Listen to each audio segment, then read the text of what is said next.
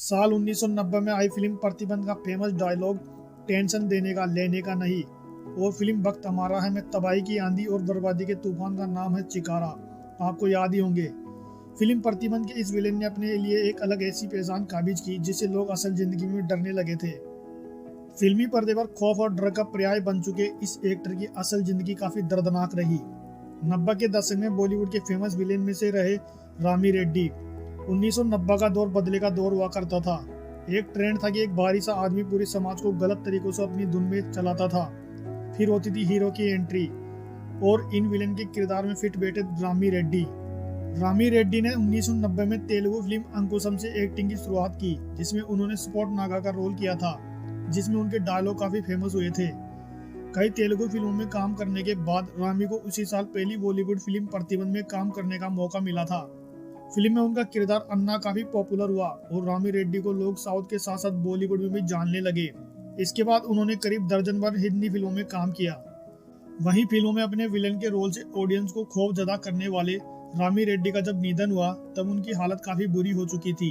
तो आइए जानते हैं इनके बारे में विस्तार से।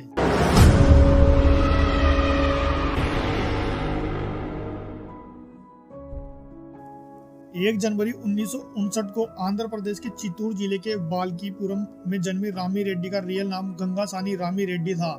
रामी रेड्डी ने आंध्र प्रदेश की उस्मानिया यूनिवर्सिटी से जर्नलिज्म की डिग्री ली।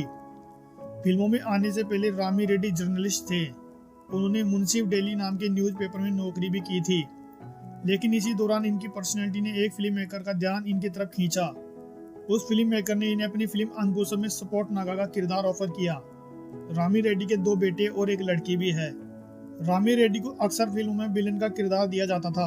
उनका किरदार और लुक इतना भयानक और क्रूर होता था कि लोग इसे देखते ही शक पका जाते थे। विलेन का किरदार निभाने वाले रामी रेड्डी ने विलेन के किरदारों में ऐसी जान फूंकी कि ये हमेशा के लिए यादगार बन गए। फिर चाहे 1990 में आई फिल्म प्रतिबंध में अन्ना का रोल हो या 1993 में आई फिल्म वक्त हमारा है में कर्नल चिकारा का रोल। इसके बाद रामी रेड्डी का फिल्मों में विलेन का किरदार निभाने का सिलसिला चलता रहा। रामी रेड्डी का खौफ ऐसा हो गया था कि जब भी वो फिल्मी पर्दे पर आते तो लोगों के अंदर दहशत फैल जाती। इसके बाद उन्होंने पीछे मुड़कर कभी नहीं देखा। उन्होंने हिंदी के अलावा तेलुगु और मलयालम फिल्मों में भी काम किया।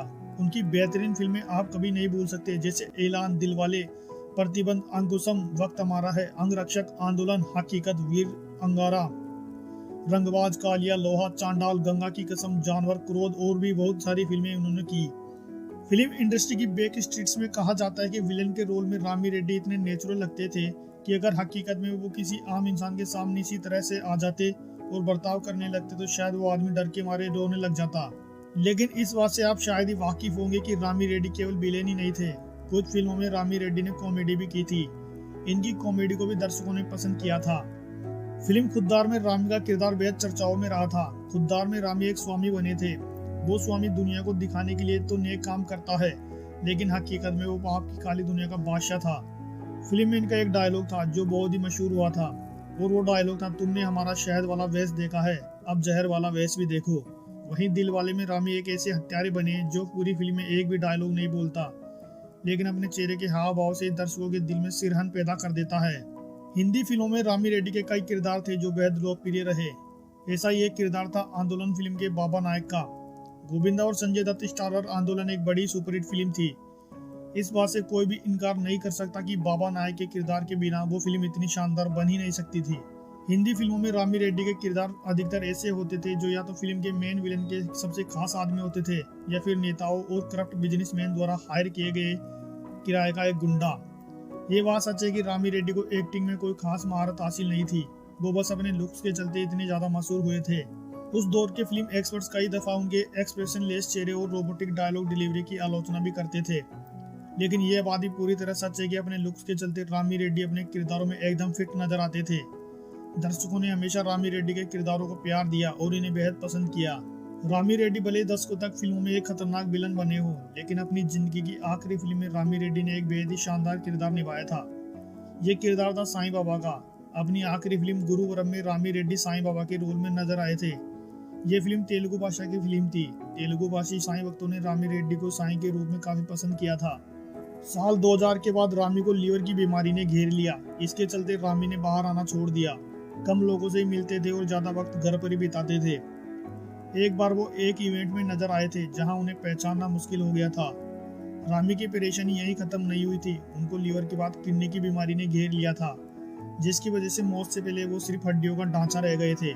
कुछ महीनों तक इलाज चलने के बाद 14 अप्रैल 2011 को हैदराबाद के एक प्राइवेट अस्पताल में रामी रेड्डी की मौत हो गई थी। तो उम्मीद है दोस्तों रामी रेड्डी की जीवनी आपको पसंद आई होगी।